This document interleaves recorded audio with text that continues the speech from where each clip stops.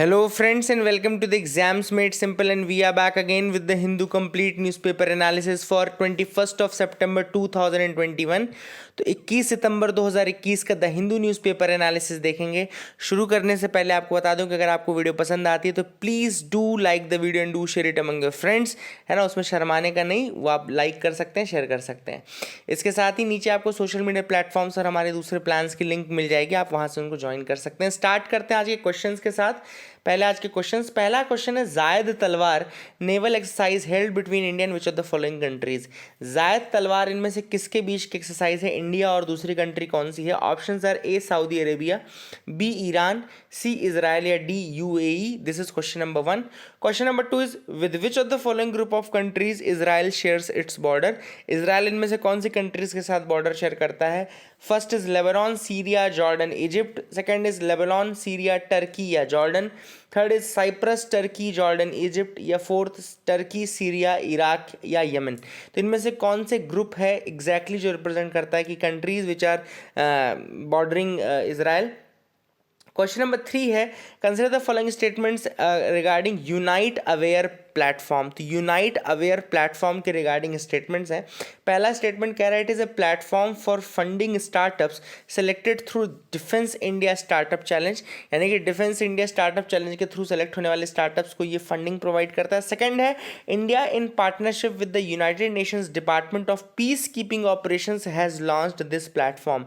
तो कौन सा स्टेटमेंट करेक्ट है, one only, two only, both या नन। अब ये 3 क्वेश्चन है, पॉज करिए और अटेम्प्ट जरूर करिएगा। अगर आप यूपीएससी प्रीलिम्स देना चाहते हैं, दे रहे हैं या अगले साल देना चाहते हैं, कुछ भी केस है, आप एटलीस्ट अटेम्प्ट करिएगा। बिकॉज ऑब्जेक्टिव्स अटेम्प्ट करने की जो क्वालिटी है ना, वही डिटरमाइन करेगी कि आप आगे यूपीएससी में कैसा परफॉर्म करेंगे। तो आपको अटेम्प्ट करते आना चाहिए। This is a practice, as a practice आप इनको अटेम्प्ट करिएगा। आंसर्स मैं आपको बता देता हूँ, आप क्रॉस चेक कर सकते हैं। अटेम्प्ट कर लीजिए कमेंट सेक्शन में, उसके बाद क्रॉस चेक कर लीजिए। पहला सवाल जायद तलवार मैंने पूछा तो ये है, याद रखिएगा, यूएई के साथ, तो इसका आंसर होगा डी। दूसरा सवाल था इजराइल के साथ बॉर्डर कौन कौन सी कंट्रीज का ग्रुप एग्जैक्टली रिप्रेजेंट करता है, तो ए आंसर है Lebanon, Syria, Jordan, Egypt. Third question है यूनाइट अवेयर प्लेटफॉर्म। तो इसका पहला स्टेटमेंट जो है बिल्कुल गलत स्टेटमेंट है। ये डिफेंस इंडिया स्टार्टअप चैलेंज के थ्रू और ये इनके लिए फंडिंग के लिए नहीं है। ये सेकंड स्टेटमेंट ज़रूर सही है कि हमने ये UN department of peace keeping operations के साथ इसको डेवलप किया है। तो इसका आंसर होगा बी, यानी कि सेकंड ओनली करेक्ट। तो मैं बता दूं इजराइल जो बॉर्डर शेयर करता है वो शेयर करता है इजिप्ट, जॉर्डन, लेबनान, सीरिया, और यहाँ पे अगर पैलेस्टीनियन टेरिटरी को हम मानते हैं तो याद रखिएगा Palestinian territory of West Bank and Gaza strip ये भी है। एंड मैरीटाइम बॉर्डर ये साइप्रस के साथ करता है। जो साइप्रस है ना उसके साथ ये मैरीटाइम बॉर्डर शेयर करता है, लैंड बॉर्डर शेयर नहीं करता है, ठीक है ना। एंड थर्ड क्वेश्चन जो यूनाइट अवेयर था, याद रखिएगा यूनाइट अवेयर प्लेटफॉर्म जो है वो India plus United Nation Department of peace keeping Operations and Department of Operational Support, इन तीनों ने मिलकर के लॉन्च किया है। और यूनाइट अवेयर बेसिकली एक टेक्नोलॉजी प्लेटफॉर्म है जो कि यूटिलाइज करता है मॉडर्न सर्वेलेंस टेक्नोलॉजी को। याद रखिएगा यूनाइट अवेयर क्या है, एक प्लेटफॉर्म है, एक टेक्नोलॉजी प्लेटफॉर्म एक्चुअली में ये, जो कि मॉडर्न सर्वेलेंस टेक्नोलॉजी को यूज़ करता है for real time threat assessment to United Nation peacekeepers and helps them enhance their security। तो United Nation peacekeepers के लिए रियल टाइम थ्रेट असेसमेंट के लिए यूज़ होगा, सर्वेलेंस टेक्नोलॉजी का प्लेटफॉर्म है, ठीक है ना। I hope you got clarity regarding these 3 things. आज का mains question of the day देखते हैं। Mains question of the day है why is hate speech dangerous for the fabric of this nation. Hate speech क्यों गलत है, for the क्यों dangerous है for the fabric of this nation. What steps needs to be taken to cut down the menace of hate speech. क्या किया जा सकता है कि हेट स्पीच का जो मेनेस है थोड़ा कट डाउन हो जाए। तो this is the mains question of the day. I hope आप कुछ पॉइंट्स जरूर लिखेंगे कि हेट स्पीच क्या है, हेट स्पीच किस तरीके से नुकसानदायक, और हेट स्पीच को खत्म करने के लिए क्या किया जा सकता है। तो this is the mains question of the day. आगे मूव करते हैं न्यूज एनालिसिस पार्ट में। आगे जो न्यूज़ है पहली है पीआईबी की न्यूज़ है। एक्चुअली में एक ट्रेजर मैप स्टडी किया गया था, जिसमें एक स्टडी की गई थी ट्रेजर मैप की, उसमें 9th प्लैनेट के बारे में आया था। 9th प्लैनेट यानी प्लैनेट 9 जिसको लिखा गया है। तो प्लैनेट 9 क्या है एक्चुअली, प्लैनेट 9 एक हाइपोथेटिकल प्लैनेट है in the outer region of the solar system. याद रखिएगा दिस इज वेरी इंपॉर्टेंट। अगर आपसे कोई पूछे planet 9 what is this planet 9, तो planet 9 is actually a hypothetical planet in the outer region of the solar system. Solar system के outer region का एक हाइपोथेटिकल प्लैनेट है। Its gravitational effects could explain the unlikely clustering of orbits for group of extreme trans Neptunian objects. तो यहाँ पे ETNOs जो होते हैं ना, एक्सट्रीम ट्रांस नेपट्यूनियन ऑब्जेक्ट्स, उनकी क्लस्टरिंग हो जाती है। इसी कारण से जो रिसर्चर्स हैं, साइंटिस्ट हैं, उनका कहना है कि हाइपोथेटिकल प्लैनेट 9 है, जिसका ग्रेविटेशनल पुल के कारण ये जो ETNOs है ना, उनकी क्लस्टरिंग हो रही है। ठीक है ना, that is the thing which is very very important, याद रखिएगा। प्लैनेट 9 एक हाइपोथेटिकल प्लैनेट है in the outer region of the solar system. ठीक है ना, तो रिसर्चर्स का मानना है कि ये hypothetical super Earth sized planet है। There is a super Earth sized planet and जिसका प्रिडिक्टेड मास है 5 to 10 times that of the Earth, and जिसका इलोंगेटेड ऑर्बिट है 400 to 800 times as far from the sun as the Earth. तो उसके लगभग 400 से 800 गुना दूर है, और जो मास है वो उसका अगर प्रिडिक्टेड मास देखें तो 5 to 10 times that of the अर्थ होगा। ठीक है ना, that is the thing which is important. अगली न्यूज़ है दिल्ली मुंबई एक्सप्रेसवे की। तो दिल्ली मुंबई एक्सप्रेसवे जो है एक एम्बिशियस इंफ्रास्ट्रक्चरल प्रोजेक्ट है, और स्टार्ट हुआ था ये 2018 में। This was started in 2018 and it is scheduled to be completed by 2023। याद रखिएगा 2023 तक इसे कंप्लीट होने का बता रहे हैं। और इसमें कौन कौन से स्टेट्स कवर्ड है, तो दिल्ली मुंबई, याद रखिएगा दिल्ली मुंबई एक्सप्रेसवे की बात कर रहे हैं। स्टेट्स कौन कौन से कवर हैं, दिल्ली, हरियाणा, राजस्थान, मध्य प्रदेश, गुजरात एंड महाराष्ट्र। कौन कौन से स्टेट्स कवर्ड हैं, ऑब्वियसली मैप आप देखो ना, समझ में आ जाएगा। Delhi, Haryana, Rajasthan, Maharashtra, Madhya Pradesh, Gujarat and Maharashtra, these are the states which are covered under this Delhi Mumbai expressway. और जब ये कंप्लीट हो जाएगा तो जो जर्नी है, अगर 24 घंटे की जर्नी है तो बिल्कुल आधी हो जाएगी। ट्रेवल टाइम को 24 घंटे से घटा करके 12 से 12.5 घंटे का ये कर देगा। तो that is the beauty of this the Delhi Mumbai expressway. ठीक है ना, and this project is expected to improve the connectivity and economic hubs, improve the connectivity to economic hubs, जैसे कि अलग अलग इकोनॉमिक हब्स की जो कनेक्टिविटी उसको इम्प्रूव करेगा। जयपुर हो गया, अजमेर, किशनगढ़, चित्तौड़गढ़, कोटा, उदयपुर, उज्जैन, भोपाल, इंदौर, वडोदरा, अहमदाबाद, सूरत, ये सब इनकी कवरेज अच्छी रहेगी। अगली जो न्यूज़ है वो है आर्कियोलॉजिकल सर्वे ऑफ इंडिया ने अभी रिसेंटली एक एंशिएंट टेम्पल डिटेक्ट किया है, गुप्ता पीरियड का, 5th सेंचुरी के आसपास का, है ना। एंड ये आपका बिलसार विलेज है। बिलसार विलेज है कहाँ पे, उत्तर प्रदेश के ईटा डिस्ट्रिक्ट में। याद रखिएगा बिलसार विलेज, ये PIB की ही न्यूज़ है। बिलसार विलेज है उत्तर प्रदेश के ईटा डिस्ट्रिक्ट का, ETAH, याद रखिए, ईटा बोलते हैं, ईटा डिस्ट्रिक्ट का है ये। एंड यहाँ पर गुप्ता पीरियड का एक टेम्पल डिस्कवर किया गया है। बिलसार के बारे में याद रखिएगा कि बिलसार जो है उसको एक प्रोटेक्टेड साइट 1928 में ही डिक्लेयर कर दिया गया था। It was declared a protected site in 1928। ठीक है ना, and this is Bilsar. And every year Archaeological Survey of India जो है वो इसी तरीके से स्क्रबिंग वर्क करता है प्रोटेक्टेड साइट्स में, और वही करते दौरान इनको ये 5th सेंचुरी गुप्ता पीरियड का ये मिला टेम्पल। अब एक्चुअली में ये क्यों इंपॉर्टेंट होता है, ये क्यों इंपॉर्टेंट है टेम्पल, क्योंकि जो इस टेम्पल का स्टेयर है उसमें एक इम्पॉर्टेंट इंस्क्रिप्शंस मिले हैं शांख लिपि में। याद रखिएगा, शांखा लिपि, याद रखिएगा, शांखा लिपि इंस्क्रिप्शन को मिला है। एंड ये जो इंस्क्रिप्शन है ये महेंद्रदित्य का है। तो एक और इम्पॉर्टेंट चीज़, ये महेंद्रदित्य कौन थे, महेंद्रदित्य थे आपके कुमारगुप्ता वन। याद रखिएगा, टाइटल था किंग कुमारगुप्ता वन का, गुप्ता किंग थे कुमारगुप्ता वन का टाइटल था महेंद्रदित्य। याद रखिएगा, शांख लिपि इंस्क्रिप्शन मिला है, और ये शांख लिपि इंस्क्रिप्शन किसका है, महेंद्रदित्य का। महेंद्रदित्य कौन थे, कुमारगुप्ता वन। आपके लिए एक इम्पॉर्टेंट सवाल ये है कि कुमारगुप्ता वन ने एक बहुत इंपॉर्टेंट वो बनवाया था, एजुकेशनल हब बनवाया था, उसका नाम क्या है आपको बताना है। कुमारगुप्त ने क्या बनवाया था, एक बहुत इंपॉर्टेंट एजुकेशनल सेंटर बनवाया था, उसका नाम आप मुझे बताइएगा। ठीक है ना, महेंद्रदित्य वन जरूर याद रखिएगा। आगे देखते हैं, तो this discovery become significant since only 2 other structural temples from the Gupta age have been found so far. अभी तक ये डिस्कवरी इसलिए भी इंपॉर्टेंट है क्योंकि अभी तक गुप्ता एज के 2 ही स्ट्रक्चरल टेम्पल्स मिले थे। एक था दशावतार टेम्पल जो कि देवगढ़ में है, और टेम्पल जो कि कानपुर देहात में है। तो भितरगांव मिला था कानपुर देहात से, और दशावतार टेम्पल मिला था जो कि देवगढ़ में है। तो अभी तक ये 2 मिले थे, है ना। आपको पता है ना, उसमें आपको एक स्टाइल पंचायतन मिली होगी, पंचायतना, ये आपने सुना होगा। एक्चुअली में इस तरीके का स्ट्रक्चर होता है जिसमें 4 पॉइंट्स पे 4 अलग अलग डीटी रहती है और सेंटर में एक मेन डीटी रहती है। याद रखिएगा दिस एग्जैक्ट इज द पंचायतना, है ना। अगर यूपीएससी कहीं पूछे ना कि पंचायतना क्या है, तो ये तो टेम्पल आर्किटेक्चर का तरीका है जिसमें 4 डीटीज 4 कॉर्नर में रहती हैं और एक मेन डीटी बीच में रहती है, ठीक है ना। तो this is the panchayatan style, ये भी पाई गई थी उस समय पे, that is the thing. And Sankh Lipi script जो है वो शेल स्क्रिप्ट भी कहलाती है। सांख लिपि स्क्रिप्ट क्या कहलाती है, उसको शेल स्क्रिप्ट भी कहा जाता है।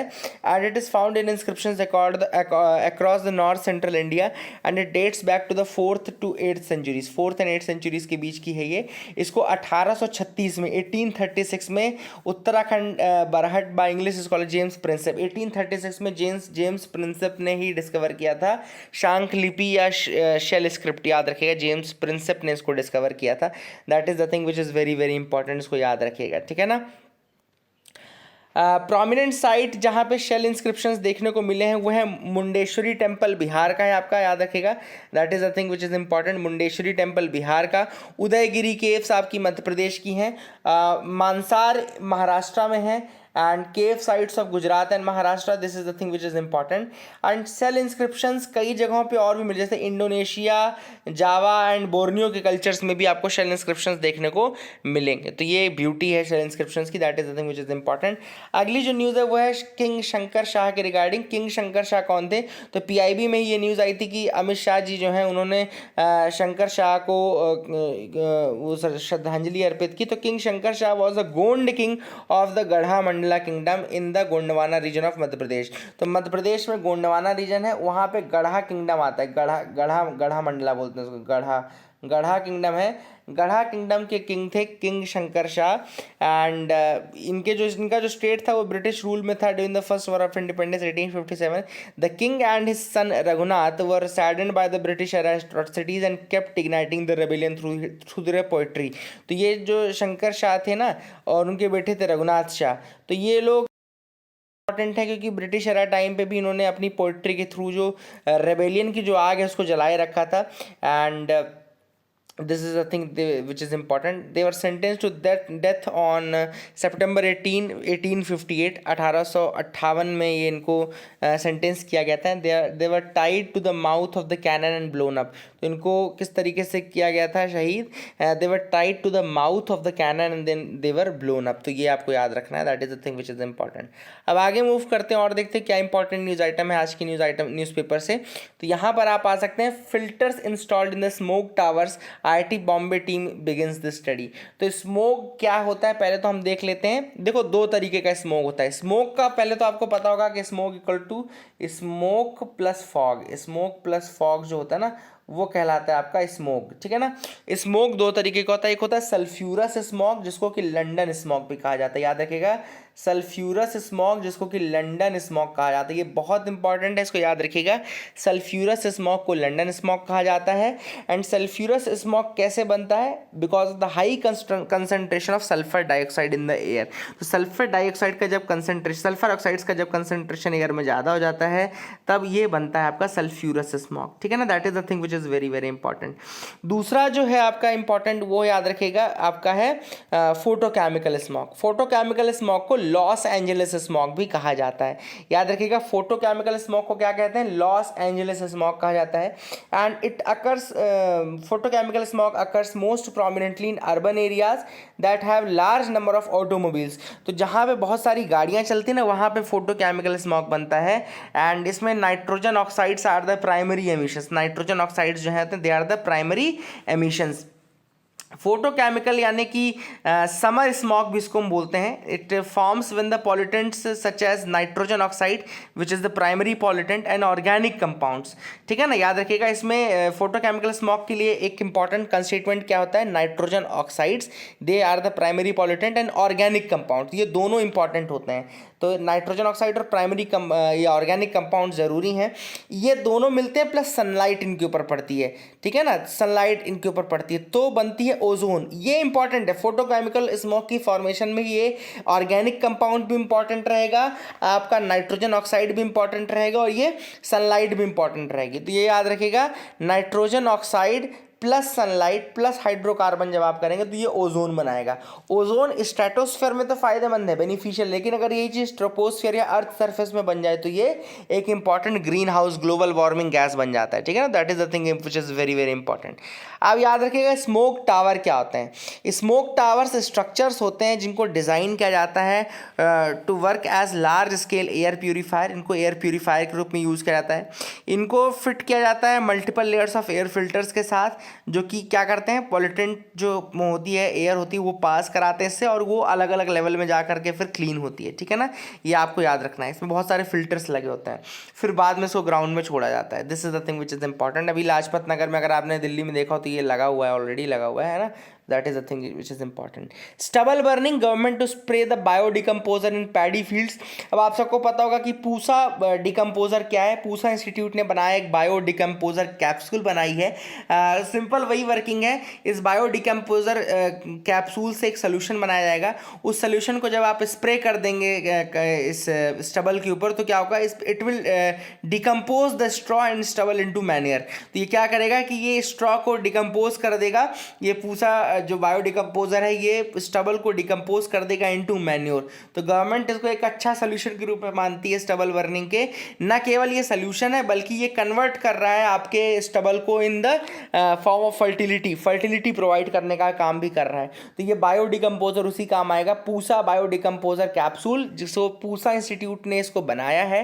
And that is the thing which is important, ठीक है ना। आप इसको याद रखिएगा। And I hope you got clarity. Let's see कि ये कितना कम करता है पोल्यूशन को। आगे मूव करते हैं, देखते हैं और क्या इंपॉर्टेंट न्यूज आइटम्स है जिनके बारे में को डिस्कस करना है। Tin flags bugs in the IRCTC system. एक इंपॉर्टेंट न्यूज है, बता देता हूं आपको। IRCTC यानी कि Indian railway catering and tourism corporation जो है, उसके वेबसाइट में एक मेजर बग था जिसको कि अभी एक 17 साल के इंडियन लड़के ने पता किया है। और जो ये 17 ईयर्स का है, पी रंगनाथन क्लास 12 स्टूडेंट है ऑफ प्राइवेट स्कूल इन तंबारम। इन्होंने बताया है कि जो ट्रेन टिकट बुकिंग सिस्टम है उसमें IRCTC पोर्टल में उसमें एक बग था, एक वल्नरेबिलिटी थी। एंड ये वल्नरेबिलिटी जो थी उसको the critical insecure object direct reference बोलते हैं। ये कौन सी वल्नरेबिलिटी थी? Critical insecure object direct reference vulnerability. तो ये क्या है? IDOR वल्नरेबिलिटी थी, critical insecure object direct references vulnerabilities. जिस कारण से हो क्या रहा था कि बिना दूसरे पैसेंजर के लॉगिन के ही आपको उनका gender, name, PNR, train detail, departure station, departure journey, ये सारी चीज़ें पता चल जाती थी। और बैक एंड कोड सेम होने के कारण हैकर जो है वो क्या कर सकते थे, वो बोर्डिंग टाइम भी चेंज कर सकते थे, आपका बोर्डिंग स्टेशन भी चेंज कर सकते थे, कैंसिल कर सकते हैं टिकट आपकी। तो ये बैकडोर से हो रही थी सारी चीज़ें। और ये बग जो है ये पता करके IRCTC को उन्होंने बताया, IDOR वल्नरेबिलिटी बताई, और इसके बाद IRCTC ने उसको सही किया है, ठीक है ना। That is the thing which was there which is important. आगे मूव करते हैं, एडिटोरियल ऑफ द डे में आते हैं। पहला जो एडिटोरियल है वो है fund and faculty count in higher educational rankings. तो अभी रिसेंटली ऑर्थर ने सबसे पहले बात की है कि अभी NIRF रैंकिंग्स निकली हैं, है ना। हमने टॉप 100 की लिस्ट देखी है। वैसे तो 950 यूनिवर्सिटीज़ हैं, लेकिन हमने किसकी देखी? टॉप 100 की देखी हैं, ठीक है ना। 935 में से टॉप 100 यूनिवर्सिटीज़ की रैंकिंग हमने निकाली। तो यहाँ पर ऑर्थर ने कहा है कि अगर आप यूनिवर्सिटीज़ की रैंकिंग निकालो तो NIRF रैंकिंग काफ़ी इंपॉर्टेंट है। इसके अलावा कुछ और रैंकिंग्स भी हैं इन वर्ल्ड में, जैसे ARWU रैंकिंग है। ARW यानी कि academic ranking of world universities, academic ranking of world universities. फिर एक होती है द रैंकिंग यानी कि टाइम्स हायर एजुकेशनल रैंकिंग, और एक होती है क्वाका रेली सिमेंट्स। क्वाका रेली सिमेंट्स जो है वो QS रैंकिंग कहलाती है, तो क्वाका रेली सिमेंट्स भी कहते हैं इसको। और ARWU हमने देखा academic ranking of the world universities, और द रैंकिंग यानी कि टाइम्स हायर एजुकेशनल रैंकिंग। अब यहाँ पे ऑथर ने कहा कि सारी रैंकिंग जब आप देखेंगे तो इनके अलग अलग पैरामीटर्स होते हैं। All these have different parameters, है ना। और रैंकिंग्स बहुत ज़्यादा इंपॉर्टेंट होती हैं। क्यों इंपॉर्टेंट होती है? क्योंकि रैंकिंग्स बताती है कि एक तो किस इंस्टीट्यूट में जाना है, किस इंस्टीट्यूट में नहीं जाना है। ना केवल स्टूडेंट्स के लिए इंपॉर्टेंट है रैंकिंग्स जानना, बल्कि फैकल्टी के लिए भी इंपॉर्टेंट है कि कौन से इंस्टीट्यूट को ज्वाइन करने से उनको ज़्यादा कवरेज मिलेगा, कौन से इंस्टीट्यूट को ज़्यादा ज्वाइन करने से उनको ज़्यादा फोकस मिलेगा, सीखने की ज़्यादा अपॉर्चुनिटीज़ रहेंगी। क्योंकि केवल बच्चे नहीं सीखने जाते हैं, जो उनको वहाँ फैकल्टीज़ हैं वो भी सीखने जाती हैं। तो ऑथर ने यहाँ पे कहा है कि जो रैंकिंग से काफ़ी ज़्यादा इंपॉर्टेंट हो जाता है। तो इट इज़ वही है कि रैंकिंग्स का होता है कि ये सिग्नलिंग इफेक्ट होता है इनके अंदर, स्टूडेंट्स के पास, फैकल्टी के पास, एम्प्लॉयर के पास, सबके पास होता है to learn and to enhance themselves. ठीक है ना। अब ऐसे में ऑथर ने यहाँ पे दो चीज़ों को काफ़ी ज़्यादा बढ़ावा दिया है। पहली चीज़ जो है कि वो है फंड, एंड दूसरी चीज़ है जो कि है फैकल्टी। तो यहाँ पे ऑथर ने कैसे प्रूफ किया कि फंड एंड फैकल्टी दोनों बहुत ज़्यादा ज़रूरी है, वो मैं बताऊंगा आपको धीरे धीरे। पहले आप समझ लीजिए कि जो अलग अलग पैरामीटर्स है रैंकिंग में, उनमें से एक पैरामीटर होता है रिसर्च। रिसर्च बहुत इंपॉर्टेंट पैरामीटर है जो कि मीडियोकर इंस्टीट्यूट को या मीडियोकर यूनिवर्सिटी को एक अच्छी यूनिवर्सिटी से सेपरेट करता है। ठीक है ना। तो एक अच्छी यूनिवर्सिटी कौन सी होगी? जहाँ पे रिसर्च पेपर अच्छे निकल रहे होंगे, जहाँ पे आपके कहना चाहिए कि न केवल रिसर्च पेपर अच्छे निकल रहे होंगे बल्कि उसका आउटकम अच्छा होगा, इम्पैक्ट अच्छा होगा, ये सारी चीज़ें अच्छी होंगी। ठीक है ना। तो that is the thing which is important in the field of research papers. और यही चीज़ देखने को भी मिली कि जो इंस्टीट्यूट्स की रैंकिंग अच्छी है उनका रिसर्च काफ़ी ज़्यादा स्ट्रांग है। अब ये रिसर्च जो है ना, ये काफ़ी ज़्यादा अलग अलग वेटेज रखता है। फॉर एग्जांपल अगर हम बात करें NIRF में, तो NIRF में 30% वेटेज दिया गया है। वहीं पे अगर हम द रैंकिंग्स की बात करें या QS की बात करें, तो द में 60% है रिसर्च को और QS में 20% है। ARWU तो केवल रिसर्च के बेसिस पे ही रैंकिंग्स निकालती है। ठीक है ना। तो ऐसे में ऑथर ने कहा कि रिसर्च काफ़ी इंपॉर्टेंट पैरामीटर है, और न केवल रिसर्च पैरामीटर नहीं है, रिसर्च के अलावा आप फिर IPR एंड पेटेंट्स भी देखते हैं, फुटप्रिंट ऑफ प्रोजेक्ट देखते हैं, प्रोफेशनल प्रैक्टिस देखते हैं क्या क्या है, प्रोफेशनल प्रैक्टिस कितनी है, इसके अलावा पब्लिकेशंस कितने हुए हैं ना। पब्लिकेशंस का 35% वेटेज है, और क्वालिटी ऑफ पब्लिकेशंस देखी जाती है, IPR पेटेंट देखा जाता है, फुटप्रिंट ऑफ प्रोजेक्ट देखा जाता है, ये सारी चीज़ें देखी जाती हैं। तो ऐसे में ऑथर ने कहा कि अगर आप टॉप 100 रैंकिंग्स को इंडिया में देखें, तो जो फर्स्ट रैंकिंग है उसमें तो रिसर्च का 92.16% स्कोर रहा है। मतलब कि अगर 100% लिया जाए तो उसमें से 92% स्कोर रहा फर्स्ट यूनिवर्सिटी का। वहीं पर जब हम आएंगे टॉप 10th यूनिवर्सिटी पे आते हैं, तो वही रिसर्च का रैंकिंग घट जाता है और रिसर्च का परसेंटेज केवल 60.52% रह जाता है। वहीं जब हम 20th रैंकिंग पे आते हैं, 20वीं रैंक पर आते हैं, तो वो 50% पे आ जाता है। और जब 50वीं यूनिवर्सिटी पे आते हैं तो रिसर्च का जो क्वालिटी रहता है वो 28.69% तक आ जाता है। तो कुल मिलाकर के ऑथर ने कहा कि जब टॉप 50 में ये हाल है कि हम रिसर्च का 28% पे आ गए, इनफैक्ट 100th यूनिवर्सिटी जो है ना, वहाँ पे तो 4% स्कोर हमारा है रिसर्च में। तो 100th यूनिवर्सिटी के लिए अगर 4% हमारा स्कोर है, तो आप 935 यूनिवर्सिटीज़ में लगा सकते हैं कि लास्ट में क्या रहा होगा स्कोर। तो that is the thing author ने कहा है कि ये रिसर्च का जो स्टैंडर्ड है वो बढ़ना चाहिए, ना कि घटना चाहिए। अब यहाँ पे ऑथर ने कहा है कि ये चीज़ ये बताती है कि रिसर्च वहाँ एक सर्वे किया गया जहाँ पे ये पता लगाया गया कि रिसर्च वहाँ पे ज़्यादा अच्छी हुई है जहाँ पे सैलरी जो है प्रोफेसर्स की वो ज़्यादा है। ऐसे इंस्टीट्यूट जहाँ पे प्रोफेसर्स की सैलरी ज़्यादा है या जहाँ सैलरीज में एक्सपेंडिचर ज़्यादा है, वहाँ पे ज़्यादा ये रिसर्च पेपर की क्वालिटी भी अच्छी निकल रही है और रिसर्च पेपर भी ज़्यादा अच्छे से पब्लिश हो रहे हैं। तो that is the thing which author says in this article कि फंड जो है ना, फंडिंग जो है, सैलरी में आप कितना एक्सपेंडिचर कर रहे हो, वो बहुत इंपॉर्टेंट एक मेजर बन जाता है जो कि डिटरमाइन करता है कि कितना ज़्यादा आपका, मतलब कहना चाहिए कि कितना ज़्यादा आपका रिसर्च की क्वालिटी इंप्रूव है, कितना ज़्यादा आपके अदर पैरामीटर्स स्ट्रॉन्ग है। और ऑब्वियसली बात है, अच्छी फैकल्टी भी वहीं ज्वाइन करेगी जहाँ पर आपको एटलीस्ट ठीक ठाक सैलरी मिलेगी, ढंग की सैलरी मिलेगी ना। अदरवाइज वहाँ पे ज्वाइन करने का कोई तुक नहीं रह जाएगा। सो यही चीज़ ऑथर ने यहाँ पे लास्ट पैराग्राफ में बोली है।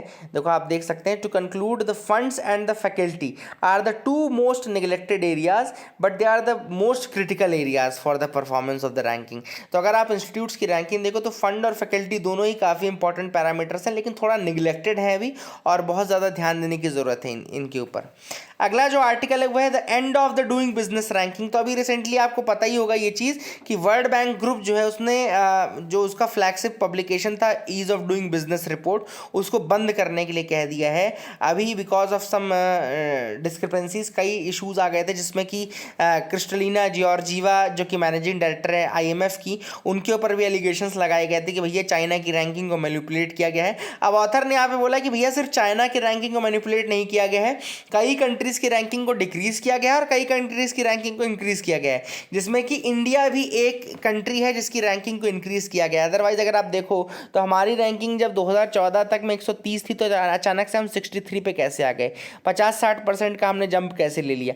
तो यहाँ पे ऑथर ने उस चीज़ को हाईलाइट करने के लिए क्या बोला है कि देखो ease of doing business index का यूज़ लोग करते थे इन्वेस्टमेंट के पर्पज से, कंट्रीज उसको देखती थी, कुछ कंट्रीज तो टारगेट बना चुकी थी कि हमको ईज ऑफ डूइंग बिजनेस में टॉप 50 पे आना है, जैसे कि इंडिया का टारगेट था कि ईज ऑफ डूइंग बिजनेस में टॉप 50 पे आना है, 63rd पे तो हम आ भी गए थे, है ना। तो ऑथर ने कुल मिलाकर ये कहा है कि ईज ऑफ डूइंग बिजनेस से लोग अपनी प्रायोरिटीज सेट करने लगे थे, दैट इज द थिंग। लेकिन ईज ऑफ डूइंग बिजनेस एक तरीके से वेस्टर्न एक बहुत बड़ा प्रोपेगेंडा है। मैं यहाँ पे ऑथर ने बहुत अच्छे तरीके से एक चीज़ बताई है कि किस तरीके से ये वेस्टर्न प्रोपेगेंडा है, उसके बारे में देख लेते हैं। तो ऑथर ने सबसे पहले कहा कि अगर आप देखो तो इंडिया की रैंकिंग इंक्रीज करने का रीज़न क्या है। देखो इंडिया की रैंकिंग इंक्रीज करने का रीज़न ये है कि देखो वेस्टर्न कंट्रीज क्या चाहती हैं कि लेबर क्या रहे, लेबर की रेट कम रहे, है ना, वेजेस कम रहे लेबर के, ताकि चीप लेबर उनको मिलता रहे, चीप लेबर मिलेगा तो काम करवा सकते हैं, ठीक है ना। दूसरा उनको मार्केट चाहिए, एक्सेस चाहिए, तो ईज ऑफ डूइंग बिजनेस बोलता है कि भैया मार्केट को फ्री करो। तो वेस्टर्न वर्ल्ड पता था कि इंडिया एक अच्छी अपॉर्चुनिटी है जहाँ पे लेबर भी चीप मिल सकता है, और यही उन्होंने किया, और इसी झांसे में हम आ भी गए, और लेबर रिफॉर्म्स के नाम में हमने लेबरों का बट्टा बैठा दिया। उसके अलावा हमने अपना मार्केट इतना फ्री कर दिया कि आप कोई भी हरारा गहरा नत्थु खैरा जो बाहर का है वो आ रहा है यहाँ पे, that is the thing which is important. तो कुल मिलाकर के ऑथर ने कहा कि ये एक प्रोपेगेंडा था, एक तरीके से वेस्टर्न चाल थी जिसके अंतर्गत हम आते गए, और इन्होंने इस तरीके से देखो रैंकिंग मैनिपुलेट करके, हम तो खुश हो गए कि भैया हमारी रैंकिंग घट गई, हम और मेहनत करते हैं और लेबरों को दबा देंगे तो और अच्छी रैंकिंग आ जाएगी। तो वही वाली बात है कि यहाँ पे हमने जो रेगुलेशन है, लेबर रेगुलेशन को काफ़ी ज़्यादा वीक कर दिया, हायर एंड फायर की फिलॉसफी में चले गए, और यही सब तो चाहते हैं जो बिजनेसेस हैं कि हाँ ये ईजी रहे सब कुछ, ये किया। दूसरी चीज़ उन्होंने की कि जैसे कुछ कंट्रीज हैं, चिली की कंट्री में देखो अगर आपने रिजीम चेंज हुई, जैसे चिली में सोशलिस्ट रिजीम आई तो उन्होंने उसकी रैंकिंग घटा दी, जबकि चिली ने एक भी पॉलिसी में चेंज नहीं किया। तो बिना पॉलिसी में चेंज किए रैंकिंग में चेंज कैसे आ गया जब उनका बाकी कोई आउटकम घटा नहीं। तो एक और चीज़ यहाँ पे ऑथर ने मेंशन की है, नाम एक इकोनॉमिस्ट का मेंशन किया है, पेरुवियन इकोनॉमिस्ट है हर्नांडो डी सोटो। तो याद रखिएगा हर्नांडो डी सोटो जो है वो इकोनॉमिक फ्रीडम की बात करते हैं, यानी कि एक तो प्रॉपर्टी राइट्स की बात करते हैं, प्रॉपर्टी राइट सिक्योर करने की बात करते हैं हर्नांडो डी सोटो, और दूसरी उन्होंने कहा है कि स्टेट का जो इंटरवेंशन होना चाहिए वो मिनिमल होना चाहिए, यानी कि फ्री मार्केट की बात करते हैं, और स्टेट का इंटरवेंशन जो होना चाहिए वो मिनिमम होना चाहिए। तो ये आप जरूर याद रखिएगा कि कई लोग जो सपोर्ट बिजनेस को वो इस बेसिस पे भी करते हैं कि हर्नांडो डी सोटो की जो थ्योरी है इकोनॉमी की, वो भी यही फिलोसफाइज करती है कि जो स्टेट का इंटरवेंशन होना चाहिए वो बिल्कुल मिनिमम होना चाहिए, मार्केट फ्रीली फ्लरिश करे, और ये उनका कहना ईज ऑफ डूइंग बिजनेस को ये प्रमोट करते हैं हर्नांडो डी सोटो। लेकिन बाकी चीज़ में आपको बताया, चिली का एग्जाम्पल आपको देखिए, चिली की रैंकिंग हटा दी गई, और मैनिपुलेशन ये था कि चाइना की रैंकिंग को जो है बढ़ाया गया है ना। अगली जो न्यूज़ है वो है टैकलिंग हेट स्पीच। तो यहाँ पे जो आर्टिकल है उसमें हेट स्पीच की बात की गई है। अभी रिसेंटली केरला में एक बिशप है जोसेफ कल्ला रंगट, उनका ये कहना था, उन्होंने एक टर्म यूज़ किया नारकोटिक जिहाद नाम का टर्म यूज़ किया है, जिसमें उन्होंने मुस्लिम ग्रुप्स को टारगेट करते कहा है कि they are giving the Catholic girls the narcotics और wooing them with the aim of religious conversion और of taking them to the terrorist camps abroad. तो ये उन्होंने एक सीरियस एलिगेशन लगाया, नारकोटिक जिहाद के नाम से उन्होंने ये एलिगेशन लगाया है। तो ऑथर ने यही चीज़ बोली कि भैया ये हेट स्पीच के अंतर्गत आता है। अमेरिका का जजमेंट उन्हें होता है चैपलिंस्की वर्सेस न्यू हैम्पशायर 1942 का केस है, जिसमें 1942 में सुप्रीम कोर्ट ने कह दिया था कि ऐसे शब्द जो कि लड़ाई पैदा करें, जो कि इंसल्ट करें किसी दूसरे ग्रुप की, या इंजरी क्रिएट करें, या ऐसी चीज़ करें जो इमीडिएट पीस को ब्रीच कर दे, तो वो सारी चीज़ें जो हैं वो हेट स्पीच में वो चीज़ प्रोहिबिटेड रहेंगी, क्योंकि वो जो है वो सामने वाली कम्युनिटी, सामने वाले इंडिविजुअल को लो फील कराती है, and that should not be the case. तो हेट स्पीच का ऑथर ने भी यही चीज़ बोला कि हेट स्पीच इंजूरियस क्यों होता है। हेट स्पीच इंजूरियस इसलिए होता है क्योंकि वो डेमोक्रेसी को डायरेक्टली हर्ट करता है, एक ग्रुप ऑफ पीपल को ऊंचा बताता है, दूसरे ग्रुप ऑफ पीपल को थोड़ा नीचा दिखाने का काम करता है, एंड ये इंडिविजुअल्स की डिग्निटी पे स्ट्राइक करता है। It is acting on the dignity of the individuals, and every person is entitle to basic human dignity and decent treatment. तो ये ऑथर ने कहा है कि हर व्यक्ति जो है एक बेसिक ह्यूमन डिग्निटी और डिसेंट ट्रीटमेंट डिजर्व करता है, और हेट स्पीच जो है उनसे ये उनका राइट ले लेता है, it takes away this right from them. ठीक है ना। इसके अलावा ऑथर ने यहाँ पे प्रवासी भलाई संगठन versus union of India 2014 case बताया, जिसमें सुप्रीम कोर्ट ऑफ इंडिया ने कहा था कैनेडियन सुप्रीम कोर्ट से सस्काचेवन वर्सेस द वॉटकॉट 2013 को कोट किया था। उन्होंने कहा था कि जो हेट स्पीच है it impacts a protected groups ability to respond to the substantive ideas under debate, therefore placing a serious barrier to their full participation in the democracy. तो इस केस में सुप्रीम कोर्ट ने coat किया था Canadian court को और कहा था कि भैया अगर आप हेट स्पीच करोगे ना तो एक ग्रुप जो है वो बिल्कुल डिबेट्स में और पार्टिसिपेट नहीं कर पाएगा डेमोक्रेसी के दूसरे आयाम में, और इस कारण जो डेमोक्रेसी में पार्टिसिपेशन है अलग अलग ग्रुप्स का वो बिल्कुल अधूरा रह जाएगा, and that is not good for the democracy. ठीक है ना। तो that is the thing which is very important. तो यहाँ पे ऑथर ने ये चीज़ कही है। दूसरी चीज़ जो ऑथर ने फाइनली कही है कि ये कही इंडिया में कोई स्टैट्यूट नहीं है अभी भी कॉन्स्टिट्यूशन के अंतर्गत, या फिर आप कॉन्स्टिट्यूशन में हेट स्पीच आपको डिफाइंड नहीं मिलेगा, तो कोई ऐसा प्रॉपर प्रोविजन नहीं है या लेजिस्लेशन नहीं है जो कि एंटी हेट स्पीच लॉ नहीं है इंडिया में। तो ऑथर ने यही कहा है कि एक anti hate speech law design करने की ज़रूरत है। कठिन होगा ये डिज़ाइन करना, लेकिन ज़रूरत है। हमको पॉलिटिकल विल चाहिए एंड एक पेडागोगिकल सोल्यूशन चाहिए ताकि हम इस मेनेस को दूर कर सकें। एंड कॉन्स्टिट्यूशनल आइडियाज़ जो इक्वलिटी के हैं, लिबर्टी के हैं, फ्रेटर्निटी के हैं, उनको प्रमोट करना चाहिए, एजुकेशन में प्रमोट करना चाहिए, पब्लिक अवेयरनेस फैलानी चाहिए इन टॉपिक्स के अराउंड। तो these are the things which are important. और इंडिया के प्रिंसिपल जो आइडियल्स हैं यानी कि सेक्युलरिज्म हो गया, इक्वालिटी हो गई, इन सबको प्रमोट करने की ज़रूरत है ताकि हम इन जो हेट स्पीच उससे बच सकें। तो that was the idea behind this article. अगला जो यहाँ पे आपको दिख रहा होगा, प्राइवेट इन्वेस्टमेंट काफ़ी ज़्यादा डिक्लाइन कर चुका है। तो यहाँ पे इस आर्टिकल में यही बात की गई कि steep decline in the private investment, अगर आप देखें 2008-9 के कंपैरिजन में, और बहुत ज़्यादा शार्प डिक्लाइन देखने को मिला 2021 के अंतर्गत, और ये रिकॉर्ड लो पे जा चुका है। इसके अलावा ऑथर ने कहा है कि कई प्रोजेक्ट जो हैं वो डिले भी हो रहे हैं, जो प्रॉब्लम चल रही हूँ क्या क्या है, प्रोजेक्ट्स डिले हो रहे हैं, प्लस प्रोजेक्ट्स अबैंडन किए जा रहे हैं ना। स्पेशली कोविड के टाइम पे देखा होगा आपने, मतलब काम रुका हुआ था, काम ठप था, तो प्रोजेक्ट्स अबैंडन भी किए जा रहे हैं। तो this is the thing which is happening, and इस कारण से प्राइवेट का जो पार्टिसिपेशन इकोनॉमिक डेवलपमेंट में थोड़ा कम है। आगे मूव करते हैं, देखते हैं क्या इंपॉर्टेंट न्यूज़ आइटम्स है जिनके बारे में डिस्कस करना है। तो you can move with me. President honours brigadier Saraswati, यहाँ पे याद रखेगा नेशनल फ्लोरेंस नाइटिंगेल अवार्ड 2020 दिया गया है deputy director general of military nursing services brigadier SV Saraswati को। याद रखेगा डायरेक्टर जनरल है, डेप्यूटी डायरेक्टर जनरल हैं ऑफ मिलिट्री नर्सिंग सर्विसेज के ये हैं, इनका नाम है ब्रिगेडियर SV सरस्वती। इनको contribution to the MNS as nurse administrator इनको दिया गया ये अवार्ड। एंड ये जो अवार्ड है ना आपका national Florence Nightingale award, it is the highest national distinction a nurse can achieve for selfless devotion and exceptional professionalism. एक जो नर्स है उनको हाईएस्ट जो अवार्ड मिल सकता है for selfless devotion and exceptional professionalism, यही अवार्ड है। तो SV सरस्वती का नाम आप याद रखेगा। I hope you got. Western Ghats offers major addition to the flora. यहाँ पे कुछ नए वेराइटीज़ हैं फ्लोरा के जो कि वेस्टर्न घाट्स में डिस्कवर किए गए हैं। न केवल वेस्टर्न घाट्स में बल्कि ईस्टर्न हिमालयाज़ में, वेस्टर्न हिमालयाज़ में, नॉर्थ ईस्ट रेंजेस में, अलग अलग जगह मिले हैं स्पीशीज़ मिले हैं। कुछ स्पीशीज़ के नाम है लेकिन आप उनको अवॉइड करिए, ऐसे नाम याद करने की ज़रूरत नहीं है।